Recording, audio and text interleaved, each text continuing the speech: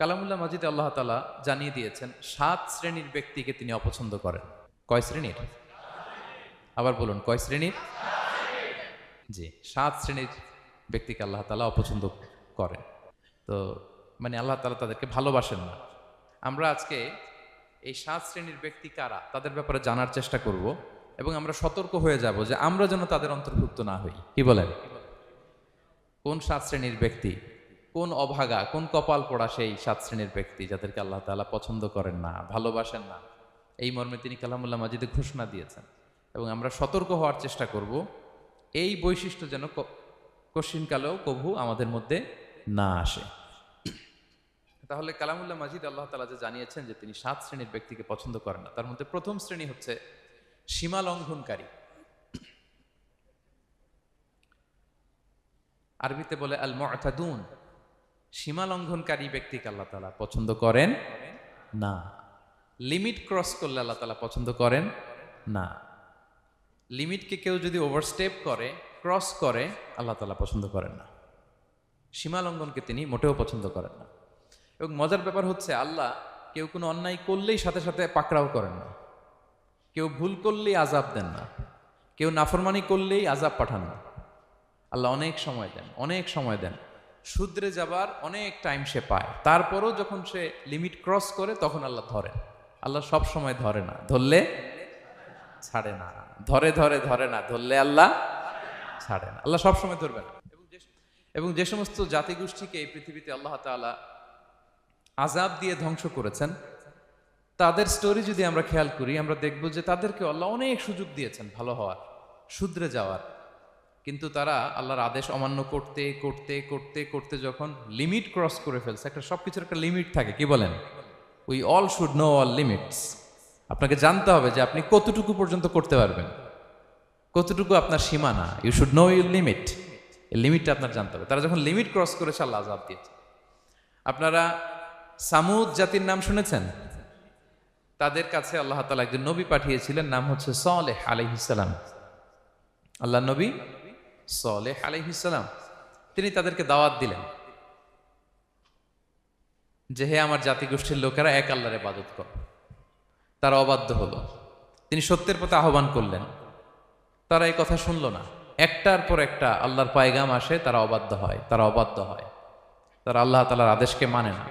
সবশেষে সামুদ গোত্র, তারা আবার খুব শক্তিশালী ছিল। তারা পাহাড় কেটে আর্কিটেকচার করে, ডিজাইন করে কিভাবে আবাসন তৈরি করতে হয় পাহাড়ি এলাকায়, মাউন্টেইন এলাকায় কিভাবে আবাসন তৈরি করতে হয়, এটার ব্যাপারে এক্সপার্ট ছিল। কিন্তু তারা সালেহ আলাইহিস সালামকে বলল, সালেহ তুমি পাগল, তুমি জাদুকর, তুমি যে আল্লাহর কথা বলছো আমরা মানবো এক শর্তে, যদি এই পাহাড়ের ভেতর থেকে 10 মাস গর্ভধারিণী একটা উট যদি বের করে আনতে পারো, এমন একটা শি ক্যামেল উট যদি বের করে আনতে পারো, যেই ওটের পেটের ভেতরে একটা বাচ্চা থাকবে এবং ওটটা পাহাড় থেকে বের হয়েই বাচ্চা ভূমিষ্ঠ করবে, এরপরে ওটের দুধ যেন আমরা খেতে পারি, তুমি যদি এটা দেখাইতে পারো তাইলে বুঝবো তুমি সত্য নবী। দোয়া করলেন, আল্লাহ আমার এই জাতি সামুদ, তারা তো চেয়েছে যে পাথর ভেতর থেকে যদি একটা উট বেরোয়, ওট যদি বাচ্চা দেয় আর দুধ দেয়, তাহলে তারা তোমাকে মেনে নেবে। আল্লাহ তুমি মেহেরবানি করে এই মিরাকেল, এই মুআজিজা তুমি তাদের দেখিয়ে দাও। আল্লাহ তাআলা দোয়া কবুল করলেন। হাজার হাজার মানুষের সামনে চাক্ষুষ দিবালোকের মুহূর্তে পাথর ভেঙে একটা উট বেরিয়ে এলো বিশাল আকৃতির, এবং 10 মাস গর্ভধারিণী উট, সাথে সাথে এই উট বেরিয়ে বাচ্চা প্রসব করল, এবং সাথে সাথে এই ওলান থেকে উটের দুধ বেরোতে লাগলো। হাজার হাজার লোক এটার ওলান থেকে দুধ নিয়ে তারা তৃপ্ত হলো। আচ্ছা, এই মুহূর্তে তাদের কি করা উচিত ছিল বলেন তো? আশহাদু আল্লা ইলাহা ইল্লাল্লাহ ওয়া আশহাদু আন্না মুহাম্মাদুর রাসূলুল্লাহ ওয়া আশহাদু আন্না সালিহান নাবিয়্যুল্লাহ, এটা পড়া দরকার ছিল না? দরকার ছিল। কিন্তু তারা একের পর এক গোয়ার তুমি করতে করতে করতে করতে চাক্ষুষ দিনের বেলা এত বড় একটা মুআজিজা দেখার পরেও তারা অস্বীকার করলো। সাল্লাল্লাহু আলাইহি ওয়াসাল্লাম বললেন, তোমরা তোমাদের ওয়াদা পূরণ করো। তারা বলল, তুমি বড্ড বড় জাদুকর, তুমি যেন তেন জাদুকর না, তুমি পাহাড়ের ভেতরে জাদু ঢুকাই ফেলছো। কি মনে হয় তারা লিমিট ক্রস করে ফেলছে না? এবার ক্রস করছে না? তারা সীমা লঙ্ঘন করে ফেলেছে। দে ক্রসড দেয়ার লিমিট। এবার তো আর ছাড় দেয়া যায় না। কারণ আমি আপনাদের বলেছি শুরুতে যে আল্লাহ সব সময় ধরে না, কিন্তু যখন ধরে ছাড়ে না। আযাব চলে আসলো। কি আযাব? আর্থকোয়েক, রাজফা, পুরো ভূখণ্ড কেঁপে উঠলো। কেঁপে ওঠার সাথে সাথে সব মাটিতে পড়ে গেল। 2 নাম্বার আসলো সাউন্ড ওয়েভ, শব্দ নিনাদ, প্রচন্ড শব্দ তরঙ্গ। জিবরাইল আলাইহিস সালাম ওই এলাকার উপরে এসে এমন জোরে এক চিৎকার মারলেন, ওই চিৎকারে সামুদ গোত্রের প্রতিটি লোক কানের পর্দা ফেটে মুহূর্তের মধ্যে লাশ হয়ে জমিনে পড়ে রইল। Because they cross their limit. তারা তাদের লিমিট ক্রস করেছে। আর যারা লিমিট ক্রস করে, যারা সীমা লঙ্ঘন করে, তাদেরকে আল্লাহ তাআলা পছন্দ করেন না। আপনারা লূত আলাইহিস সালামের নাম শুনেছেন? উনি আল্লাহর একজন নবী ছিলেন। ওনাকে আল্লাহ তাআলা জর্ডান, বর্তমানে যে জর্ডান দেশ আছে সেখানে পাঠিয়েছিলেন।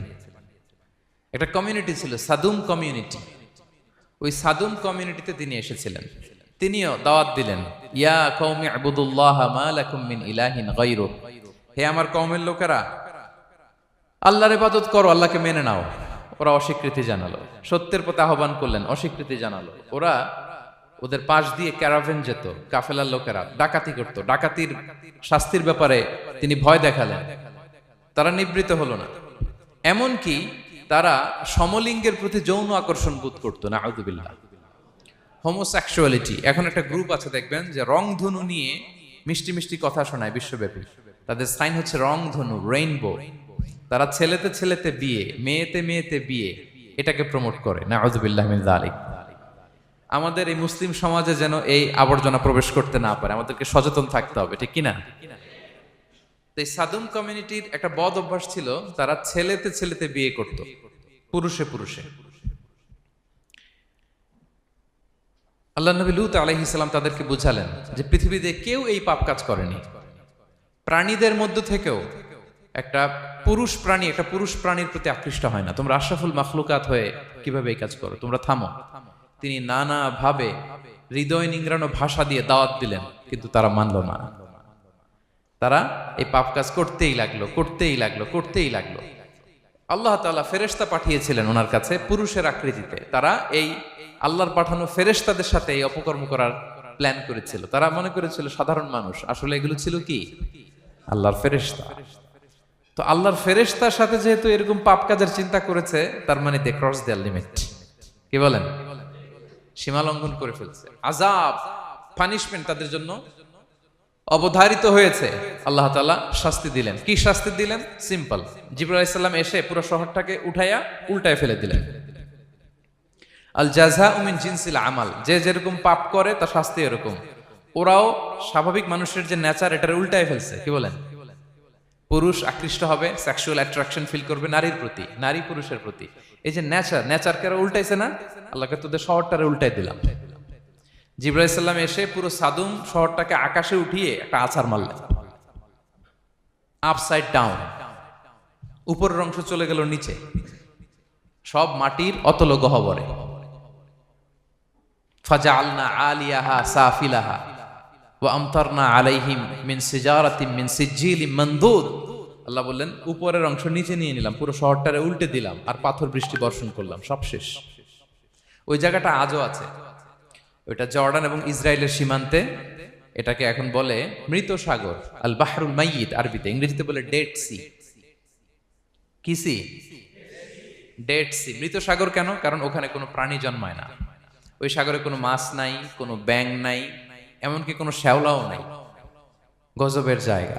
লবণের density at least 10 times more than the natural sea. সাধারণ সাগরের পানিতেই তো কত লবণ, আমরা মুখে নিলে রাখতে পারি এত লবণ। ওইটার চেয়ে কমপক্ষে 10 গুণ বেশি লবণাক্ত। গজবের জায়গা, আযাবের জায়গা। এবং আযাব কেন এসেছে? They cross their limit. তারা সীমা লঙ্ঘন করেছে। আর ইন্নাল্লাহা লা ইউহিব্বুল মুতাদিন। আল্লাহ তাআলা সীমা লঙ্ঘনকারীকে পছন্দ করেন না। আরেকজন নবীর কথা বলে এই পয়েন্টটা শেষ করি। মূসা আলাইহিস সালাম, ফেরাউনের হেদায়েতের জন্য আল্লাহ তাআলা মূসা আলাইহিস সালামকে পাঠিয়েছিলেন। তিনি নানাভাবে তার ভাইকে নিয়ে দাওয়াত দিতে লাগলেন, কিন্তু ফেরাউন এই কথা মানে না। ফেরাউন বলে, তুমি যে নবী, প্রমাণ কি? মূসা আলাইহিস সালাম বলেন, দেখো এই যে আমার হাতে লাঠি। উনি এমন নবী ছিলেন, উনি লাঠি মাটিতে রেখে দিলে ওটা মুহূর্তে সাপ হয়ে যেত। তো মাটিতে তিনি লাঠি রাখলেন, এটা মুহূর্তে সাপ হয়ে গেল, যে এই যে আমি নবী। মানে না, বললেন আরো কিছু দেখা। তো মুসা আলাইহিসসালাম বগলের এখান থেকে হাত উঁচু করলে নূরের ঝলকানি হাতের মধ্যে দেখা যেত, উনি নূরের ঝলকানি দেখালেন, এরপরও মানে না। এরকম একটার পর একটা আল্লাহ নবী মুসা আলাইহিসসালাম মুআজিজা দেখাতে লাগলেন, কিন্তু ফেরাউন মানে না। শুধু মানে না এতটুকুই না, সবশেষে আল্লাহ নবী মুসা আলাইহিসসালামকে অ্যাসাসিনেশন, হত্যার পরিকল্পনা করলো তারা, যে বনি ইসরাইল, মুসা এবং মুসার অনুসারী যারা আছে দুনিয়া থেকে সরাই দিতে হবে, ধরো মুসারে ধরো, মুসার অনুসারীদের ধরো। ধাওয়া পাল্টা ধাওয়া শুরু হলো। আল্লাহ নবী মুসা আলাইহিস সালাম বনি ইসরাইলকে নিয়ে বাঁচার জন্য ছুটলেন, ছুটতে ছুটতে সামনে লোহিত সাগর। দেখেন, একে তো আল্লাহর বিধান মানে নাই, এরপরে একটার পর একটা মুআজিজা আসলো, সেটাও মানে নাই, এখন নবীরে হত্যার জন্য ছুটছে। কি মনে হয় সীমা লঙ্ঘন হয়েছে? একটু হয়েছে না অনেক? আল্লাহু আকবার। আল্লাহ বললেন ফাআগরাকনাল আখারিন, আমি মুসা এবং বনি ইসরাইলকে বাঁচাই দিলাম, ফেরাউন সহ তার দলবলকে সাগরে ডুবায় মারলাম। শুধু ডুবাই মারে নাই, আল্লাহ বলে ফাল ইয়াউমা নুনাজ্জিকা বিবাদানিকা লিতাকুনা লিমান খালফাকা আয়া। ফেরাউনকে লোহিত সাগরে তো ডুবিয়েছেই, আল্লাহ বলেন ফেরাউন, তোর অনুসারী যারা পৃথিবীতে থাকবে, তোর চালা চামুন্ডা যারা থাকবে, তোর খালাতো ভাই চাচাতো ভাই যারা দুনিয়াতে বেঁচে থাকবে, তাদের জন্য তোর লাশটারে আমি শুটকি বানিয়ে রাখলাম। Up to the day of judgement, কিয়ামত পর্যন্ত ফেরাউনের লাশটা মিশরের জাতীয় জাদুঘরে ড্রাই বডি হিসেবে আছে। আমি নিজে দেখে এসেছি, নিজ চোখে মমিফাইং করে শুটকি বানায় রাখছে। এভাবে পৃথিবীতে যতগুলো জাতিগোষ্ঠীকে আল্লাহ তাআলা আযাব দিয়ে ধ্বংস করেছে, তার কারণ হচ্ছে সীমা লঙ্ঘন। তার কারণ কি? প্রিয় ভাইরা, আমরা যেন আমাদের লাইফস্টাইলের দিকে একটু খেয়াল করি, যে এই সীমা লঙ্ঘনের কাতারে আমরা চলে আসলাম কিনা, আমাদেরকে খেয়াল রাখতে হবে। আল্লাহ তাআলা সীমা লঙ্ঘনকারীকে পছন্দ করেন না। ইন্নাল্লাহা লা ইউহিব্বুল মুআতাদিন, তিনি সীমা লঙ্ঘনকারীদেরকে পছন্দ করেন না। এমনকি রাসূলুল্লাহ সাল্লাল্লাহু আলাইহি ওয়াসাল্লামের বায়োগ্রাফি যদি আমরা খেয়াল করি, আমরা দেখব যে তিনি যখন যুদ্ধের জন্য অভিযান পরিচালনা করতেন, দল পাঠাতেন, সেনাবাহিনী পাঠাতেন, তখন তাদেরকে বলতেন খবরদার যুদ্ধের ময়দানে সীমা লঙ্ঘন করো না, খবরদার। যুদ্ধে যদি কেউ হেরে যায়, বন্দীদের সাথে খারাপ আচরণ করো না।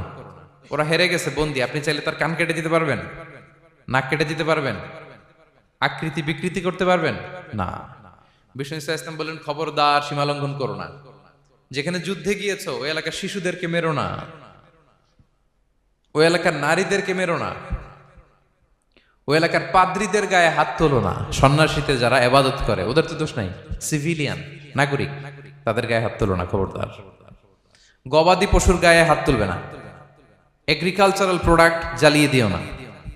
সুবহানাল্লাহি বিহামদিহি, কি রহমতের নবী ছিলেন। সীমা লঙ্ঘন যেন না করে বিষ্ণু ইসলাম অভিযান প্রেরণের আগে তিনি স্পষ্ট বলে দিতেন খবরদার কেউ সীমা লঙ্ঘন করবে না। যারা তোমাদের বিরুদ্ধে অস্ত্র তুলেনি তাদের বিরুদ্ধে অস্ত্র তোলা যাবে না, কারণ ইন্নাল্লাহা লা ইউহিব্বুল মুআতাদিন, আল্লাহ তাআলা সীমা লঙ্ঘনকে পছন্দ করেন না। প্রিয় ভাইরা, তাহলে যে 7 শ্রেণীর ব্যক্তিকে আল্লাহ তাআলা পছন্দ করেন না, তার প্রথমটা আমরা জেনে গেলাম, তারা কারা? সীমা লঙ্ঘনকারী। আমি কিন্তু প্রায় এরকম জিজ্ঞেস করব এবং সব শেষে আপনাদেরকে নিয়ে রিভাইজ করব। তাহলে 1 নম্বরে আমরা পেলাম তারা কারা? মেহেরবানি করে সবাই বলবেন একসাথে, তারা কারা? তারা সীমা লঙ্ঘনকারী, তারা তাদের লিমিট ক্রস করে, তাদেরকে আল্লাহ তাআলা পছন্দ করে না। সো আমরা আমাদের লাইফের সাথে একটু মিলিয়ে নেই যে আমরা আমাদের কোন ক্ষেত্রে সীমা লঙ্ঘন করি কিনা, একটু খেয়াল করেন। আমার যে দায়িত্ব আছে আমি কি সীমা লঙ্ঘন করি কিনা? আমার স্ত্রী আমার দায়িত্বে, তার সাথে সীমা লঙ্ঘন করি কিনা? আমার ভাতিজি অনেকের আছে ইয়াতিম, তার বাবা মারা গেছে, তার সব সম্পত্তির দায়ভার আমার উপর দেয়া, আমি ওইখানে তাকে ঠিকঠাক মতো সব দেই কিনা, সীমা লঙ্ঘন করি কিনা? হ্যাঁ, ক্ষমতা পেলে সীমা লঙ্ঘন করি কিনা? কি মনে হয় আমরা ক্ষমতা পেলে সীমা লঙ্ঘন করি কিনা? হ্যাঁ, করে হ্যাঁ, মানে যেইখানে ডাক্তারের কাছে যাই বলে ডাক্তার সাহেব আমার এইখানে ফোড়া, সারা দেহের যেই কোনো জায়গায় ধরতে পারেন, এইখানে ধরেন না, তো এইখানে না ধরলে ভালো হবে? ফোড়া যেখানে, ট্রিটমেন্ট তো ওইখানে দিতে হবে, কি বলেন? রোগ যেখানে ওষুধও সীমা লঙ্ঘন। দায়িত্ব পেলে আমরা সীমা লঙ্ঘন করি। এমনকি আমরা যারা ইবাদত করি, অনেকে ইবাদতেও সীমা লঙ্ঘন করি, ইবাদতেও না। ভারসাম্য থাকতে হবে, পরিমিতি বোধ থাকতে হবে। এবং মজার ব্যাপার হচ্ছে আল্লাহ তাআলা দোয়া এবং জিকিরের ক্ষেত্রে এই কথাটা উল্লেখ করেছেন যে তোমরা দোয়া জিকিরের ক্ষেত্রে সীমা লঙ্ঘন করো না। আল্লাহ তাআলা বলেন উদউ রাব্বাকুম তাদাররুআ ওয়া খুফিয়া ইন্নাহু লা ইউহিব্বুল মু'তাদিন।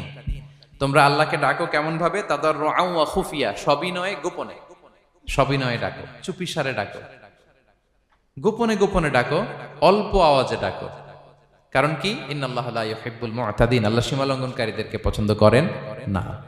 তাহলে আপনি যদি দোয়া করেন আল্লাহর কাছে, যখন জিকির করবেন বিনীতভাবে, চুপিসারে, সবিনয়ে, বিষ্ণু ঈসা ইসলাম যেভাবে শিখিয়েছেন ওইভাবে জিকির করবেন। নাকি জিকির করতে করতে মানুষের কাঁধে উঠবেন? উঠবেন না? ওঠে ওঠে, হ্যাঁ ওঠে। দেখেন আল্লাহ তাআলা যেইখানে 3 ফোঁটা দেওয়া দরকার 3 ফোঁটা দেয়, যেখানে 1 ফোঁটা ওইখানে 1 ফোঁটা দেয়।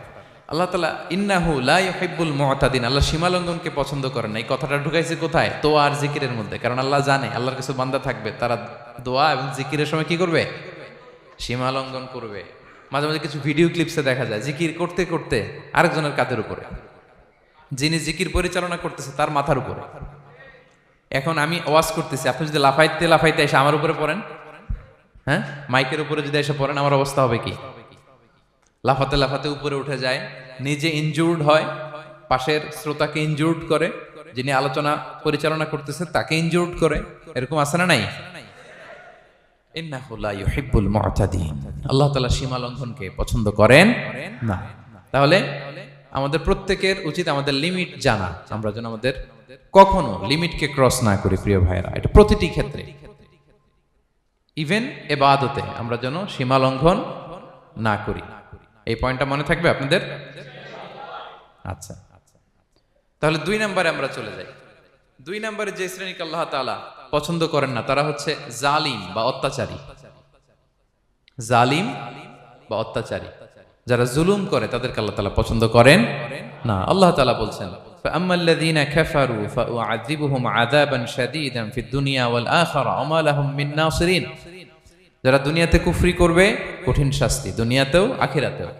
ওয়া আম্মাল্লাযীনা আমানু ওয়া আমিলুস সলিহাতি ফায়ুওয়াফিহিম উজুরাহুম, আর যারা ঈমান আনবে সৎকর্ম করবে তাদের প্রতিদান আমি আল্লাহ বুঝিয়ে দেব। ওয়াল্লাহু লা ইউহিব্বুয যালিমিন, তবে জেনে রেখো আল্লাহ তাআলা জালিমিনদেরকে পছন্দ করেন। তাহলে 2 নম্বরে পাওয়া গেল কাদেরকে পছন্দ করে না? আপনি যদি কারো প্রতি জুলুম করেন তাহলে আপনি জালেম, সে হচ্ছে মাজলুম। সে কি? মাজলুম। মজলুম আপনার ক্ষমা না করলে আল্লাহ তাআলা আপনার ক্ষমা করবে না। মজলুম যদি ক্ষমা না করে আল্লাহ তাআলা কঠিন কালো আপনাকে ক্ষমা করবে না। এজন্য জুলুম যেন আমরা কখনো না করি। প্রিয় ভাইয়েরা, জুলুম শুধু আল্লাহ তাআলা আমাদের উপরই হারাম করেনি, আল্লাহ নিজের উপর হারাম করছে। জুলুম শুধু আমাদের জন্যই হারাম না, আল্লাহর জন্য হারাম। আল্লাহ তাআলা বলেন হাদিসে কুদসিতে, ইয়া ইবাদি, হে আমার বান্দারা, ইন্নী হারামতু যুলমা আলা নাফসি, আমি জুলুমকে আমি আল্লাহ নিজের উপরে হারাম করেছি। ওয়া জাআলতুহু বাইনাকুম মুহাররামা, এবং এই জুলুমকে তোমাদের উপর হারাম করেছি। ফালা তাযালামু, তোমরা একে অপরের উপর জুলুম করো না। জুলুম শুধু আমাদের উপরই হারাম না, আল্লাহ নিজের উপর হারাম করেছেন। তাহলে জুলুমের সাথে কি মুমিনের কোনো সম্পর্ক থাকতে পারে? পারে না। এবং আল্লাহ তাআলা কখনো কোনো বান্দার উপর জুলুম করেন না। ওয়া আন্নাল্লাহা লাইসা বিযাল্লামিন লিল আবিদ, তিনি তার বান্দার উপর জুলুম করেন না। কোনোভাবেই যেন জুলুম না হয়ে যায়, এজন্য আল্লাহ তাআলা কিয়ামতের দিন মাওয়াজিনাল কিসত, ন্যায়ের মানদণ্ড তিনি প্রতিষ্ঠা করবেন, যাতে একটু ভুল না হয়ে যায়, জুলুম না হয়ে যায়।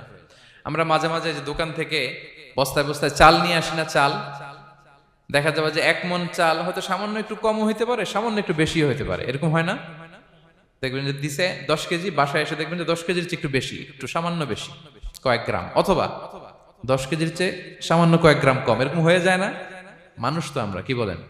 কিন্তু আল্লাহর নিক্তি পাল্লায়, মিজানের পাল্লায় এরকম হবে নাকি? হবে? হবে? আল্লাহ বলে না, মাওয়াজিনাল কিসত, ন্যায়ের মানদণ্ড সেটা। ফামাইয়া আমাল মিসকালা যাররাতিন খায়রান ইয়ারা, যাররা পরিমাণ ভালো করেছো তো সেটাও ওজন দেয়া যায় ওই পাল্লায়। সুবহানাল্লাহ পড়বেন না? ওমাইয়া আমাল মিসকালা যাররাতিন শাররান ইয়ারা,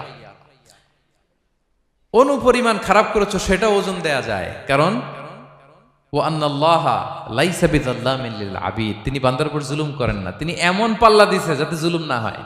আমাদেরটাই ভুল হয়ে যেতে পারে, ওনারটাতে ভুল হলে চলবে না, কেউ জিতে যাবে, ঠকে যাবে। কি বলেন? জাররা কাকে বলে? জাররা, জাররা মানে এত ছোট জিনিস, এত ক্ষুদ্র জিনিস যেটা খালি চোখে দেখা যায় না। বাংলাদেশের উদাহরণ দিলে বুঝতে পারবেন ভালো। বাংলাদেশের শীতের সিজনের কথা মনে আছে আপনাদের? না মালয়েশিয়া এসে সব খাই ফেলাইছেন?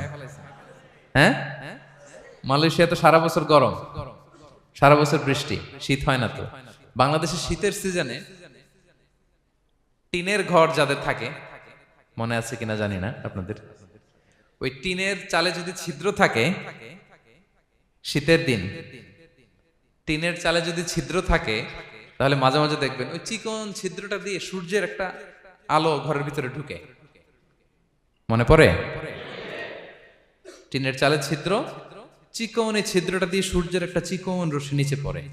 তো ওইটার কাছে গেলে দেখা যায় ওই আলোটার মধ্যে পাতলা কি কি যেন ধুলাবালি উঠতেছে। এটা আবার অন্য জায়গায় দেখা যায়, এমনি দেখা যায় না, কিন্তু ওইটার কাছে গেলে দেখা যায় এই আলোটা যেই বরাবর আসছে, এইখানে কিছু ক্ষুদ্র ছোট ধূলিকণা, ডাস্ট ঘুরে বেড়ায়। আল্লাহ বলে এইটার নাম হচ্ছে যাররা। ফামান ইয়ামাল মিসকালা যাররাতিন খাইরান ইয়ারা। এই ডাস্ট উড়ে বেড়ানো ছোট্ট ধূলিকণা যেটা খালি চোখে দেখা যায় না, এতটুকু ভালো যদি করো সেটাও সেই মিজানের পাল্লায় ওজন দেয়া যায়। এতটুকু খারাপও যদি করো সেটাও সেই মিজানের পাল্লায় ওজন দেয়া যায়। আল্লাহু আকবার। তিনি তার বান্দার উপর জুলুম করেন না। জুলুম তিনি নিজের উপর হারাম করেছেন, আমাদের জন্য কি করেছেন? হারাম করেছেন। এবং বিষ্ণু ইসলাম আরো ভয়ঙ্কর কথা বলেছেন। তিনি বলেছেন, মান যালামা কিদা শিবরিন মিনাল আরদি তুবিকাহু মিন সাবঈ আরাদিন। কেউ যদি জুলুম করে তার ভাইয়ের 1 বিঘত পরিমাণ জমিন খায়। 1 বিঘত চিনেন তো? এই যে আমার এই আঙ্গুল থেকে এই আঙ্গুলটা, এটা টান টান করলে যতটুকু জায়গা, এটার বলে 1 বিঘত। শিবের আরবিতে বলে শিবের। হ্যাঁ, মান যালামা কিদা শিবর। বিষ্ণু বলেন এই 1 শিবর, 1 বিঘত জমি যদি কেউ অন্যায়ভাবে জুলুম করে তার ভাইয়ের কাছ থেকে খায়, কিয়ামতের দিন তুবিকা আলাইহি সাবউ আরাদিন, এই 7 জমিনকে আল্লাহ তাআলা তার ঘাড়ে চাপাবে। খা এবার, খা। অন্যের জমি খাওয়ার এত শখ ছিল, এবার 7 জমিন ঘাড়ে কর। কিয়ামতের ময়দানে আপনার দেহটার বিশাল আকৃতির করা হবে, এই 7 জমিনকে আপনার কাঁধে তুলে দেওয়া হবে। এজন্য আমরা অন্যের রাইটস, অধিকার যেন নষ্ট না করি, কারো উপর যেন জুলুম না করি, কোনোভাবেই না। আমরা নানাভাবে এই জুলুমটা করি। আমরা প্রায় দাদার সম্পত্তি থেকে ফুফুদেরকে বঞ্চিত করি, বাবার সম্পদ থেকে বোনদেরকে বঞ্চিত করি। হ্যাঁ, নিজের ভাই আরেক ভাইকে, আপন ভাই ভাইকে বঞ্চিত করে, জুলুম করে। এরকম দৃশ্যপট আমাদের সমাজে আছে না নাই বলেন তো? কিয়ামতের দিন আল্লাহর সুপ্রিম কোর্টের কাঠগড়ায় হিসেব দিতে হবে। আর এই জালিমদেরকে আল্লাহ তাআলা পছন্দ করেন না। এবং সবচেয়ে ভয়ঙ্কর ব্যাপার হচ্ছে, আপনি যখন কারোর উপর জুলুম করেন, ওই মাজলুম আর আল্লাহর মাঝখানে কোনো ফারাক থাকে না। আল্লাহ ওই ফারাকের পর্দা উঠায় নাই। বিষ্ণু বলেন, ইত্তাকি দাওয়াতাল মাজলুম, তোমরা মজলুমের বদদোয়াকে ভয় করো, খবরদার। কারণ ফাইন্না লাইসা বাইনাহু ওয়া বাইনাল্লাহি হিজাব, তার আর আল্লাহর মাঝে কোনো পর্দা থাকে না। দোয়া করলেই ওটা আরশে যেয়ে কবুল হয়ে যায়। আল্লাহ তাআলার চারিপাশে অনেক পর্দা আছে। কেউ কেউ বলে 70,000 নূরের পর্দা। এই 70,000টা সহিহ হাদিস দ্বারা সাব্যস্ত না, কিন্তু অসংখ্য অগণিত পর্দা, এবং পর্দাও এটা নূরের পর্দা। আচ্ছা বলেন তো, জানলা দিয়ে বাইরের আলো ঠেকাতে আমরা দেয়ালে জানালায় কি লাগাই? পর্দা লাগাই। পর্দাটা কিসের তৈরি? মোটা কাপড়ের, যাতে করে ওই আলো না আসে। কিন্তু আল্লাহর চারদিকে যে পর্দা, ওই পর্দাটা কিসের? নূরের, আলোর। ওনার পর্দাই আলো দিয়ে তৈরি। সুবহানাল্লাহ বললেন না? বিষ্ণু বলেন, ইত্তাকি দাওয়াতাল মাজলুম, মজলুমের বদদোয়াকে ভয় করো। ফাইন্না লাইসা বাইনাহা ওয়া বাইনাল্লাহি হিজাব, কেউ যখন মজলুম হয়ে কেঁদে বদদোয়া করে, তার আর আল্লাহর মাঝে ওই পর্দা থাকে না। বদদোয়া করছে, ডাইরেক্ট কবুল।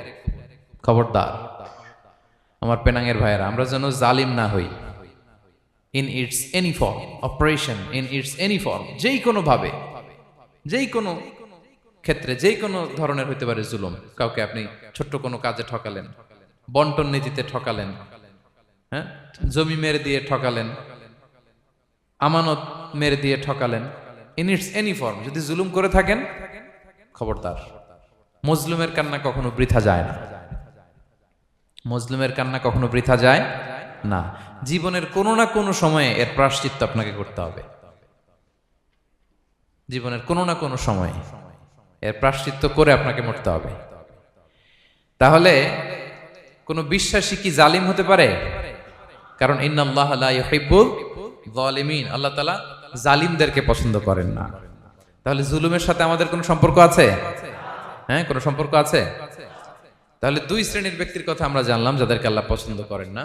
এক নাম্বার, প্রথমটা কি ছিল? সীমা লঙ্ঘনকারী, লিমিট যে ক্রস করে, ইন্নাল্লাহ লা ইউহিব্বুল মুআতাদিন। দুই নাম্বারে কি জানলাম? হ্যাঁ, জালিম, অত্যাচারী, অপ্রেসরকে আল্লাহ তাআলা পছন্দ করে না। তাহলে এই দুইটারে আমরা নো বলে দিলাম আজকের এই কনফারেন্স রুমে। আওয়াজ করে বলেন তো সবাই, নো। এই লিমিট ক্রস আর জুলুম নো, চলে গেছে, খালাস। এবার তিন নাম্বারে দেখি আল্লাহ কাদেরকে পছন্দ করেন না। তিন নাম্বারে আল্লাহ তাআলা অহংকারী, দাম্ভিক লোককে পছন্দ করেন না। অহংকারী, আমাদের তো অহংকার নাই না?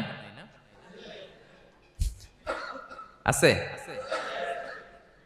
অহংকার আছে? কিসের অহংকার বলেন? টাকার, আর ক্ষমতার, আর সৌন্দর্যের, আর হ্যাঁ পাওয়ার, সোশ্যাল পাওয়ার। এই যে অহংকার, অহংকারের খাঁচা থেকে মুক্ত রাখো আমাদেরকে তুমি প্রভু হয়ে, পড়েন আমিন। এটা একটা ভয়ঙ্কর খাঁচা। আচ্ছা, অহংকার করার আমাদের আছে কি বলেন তো? কিছুই নাই। আল্লাহ বলে ওয়া খুলিকাল ইনসানু দাঈফা, তোমাদেরকে আমি দুর্বল করে তৈরি করছি। আমরা দুর্বল, শুধু দুর্বল না, দুর্বলের ঘরের দুর্বল। আমার বাপ ছিল দুর্বল, আমার দাদা ছিল দুর্বল, আমরা 14 গোষ্ঠী কি? হাল আতা আলাল ইনসানি হিনুম মিনাদ দাহরি লাম ইয়াকুন শাইআম মাযকুরা। আল্লাহ বলেন একটা সময় ছিল উল্লেখ করার মতো তোমার কিছুই ছিল না। আজকে তো এত লম্বা চওড়া মানুষ, আমরা কিছুই ছিলাম না।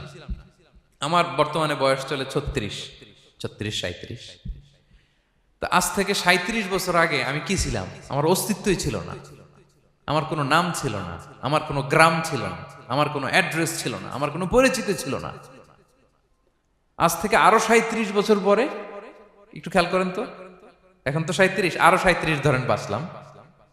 এরপরে আমি দুনিয়া, দুনিয়া থাকবে কিন্তু আমি নাই। আজকে কার জন্য আটকে আছে দুনিয়ার কাজ বলেন তো?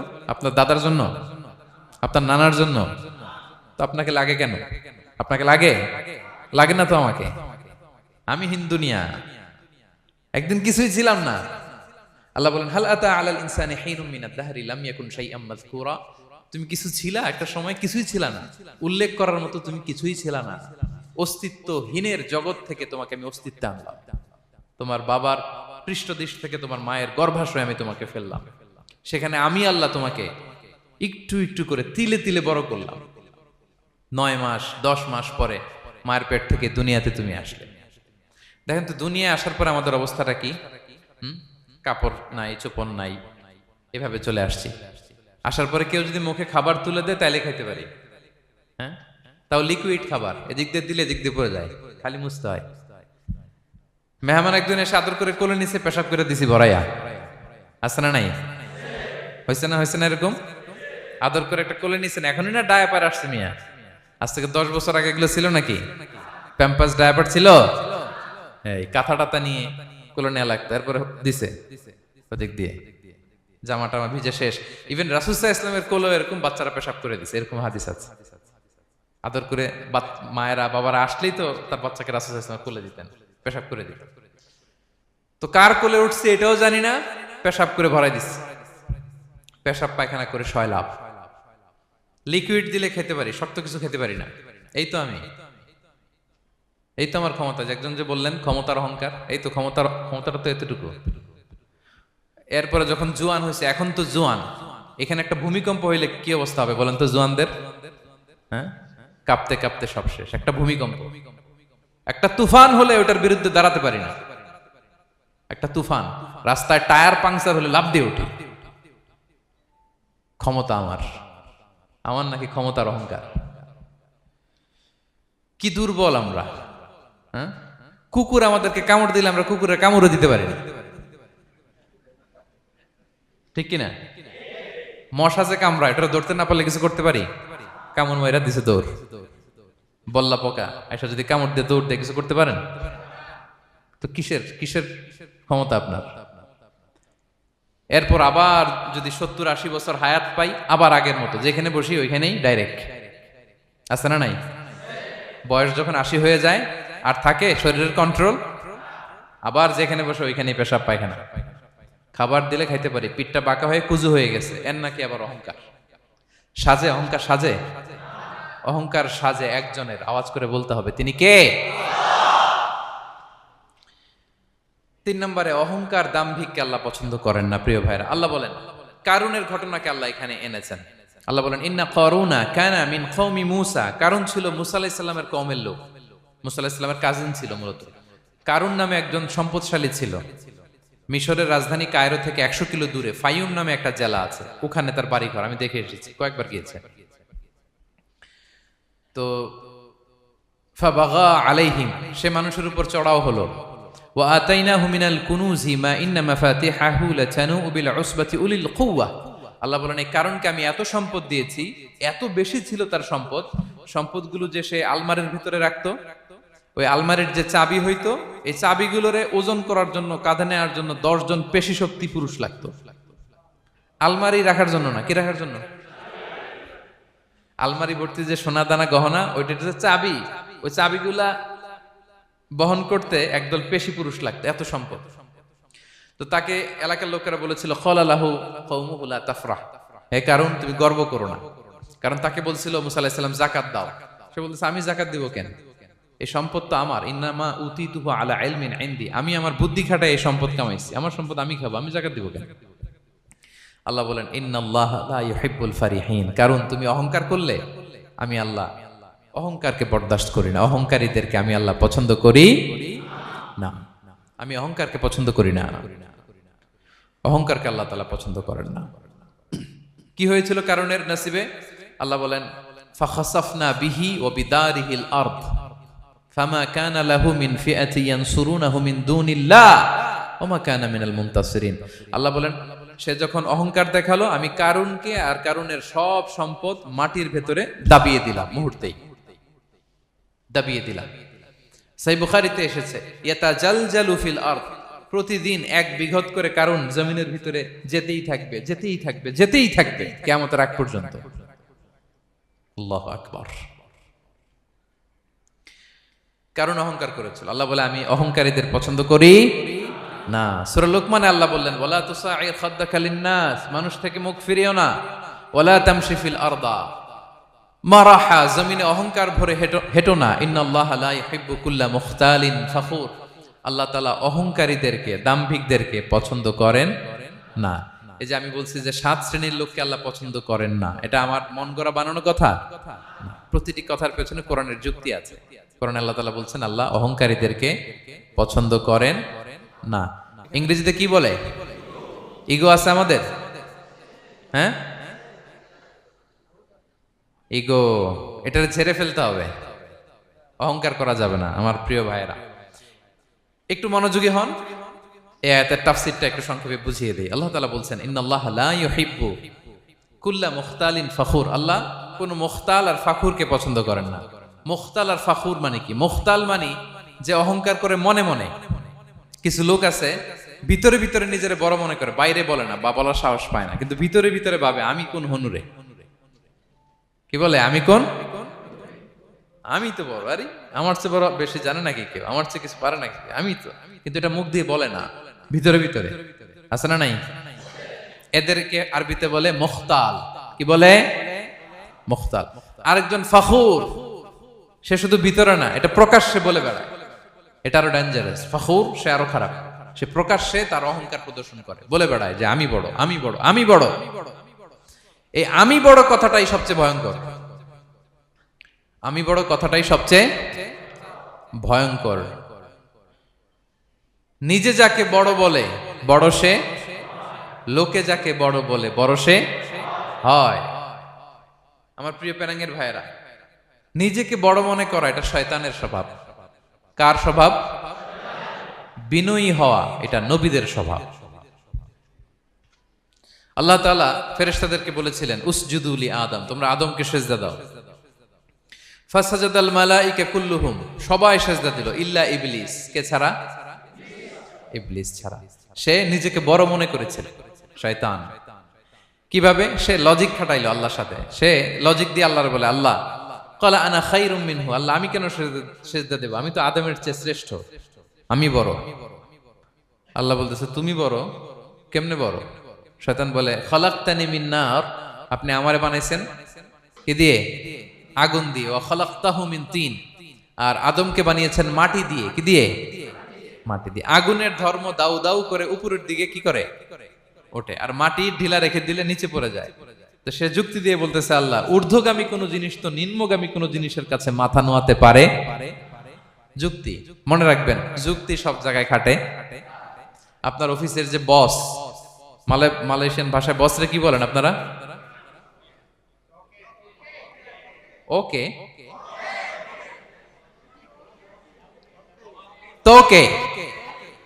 আপনার তোকের সামনে যে আপনি লজিক খাটাইলে হবে? বস যেটা বলে ওইটাই ফাইনাল।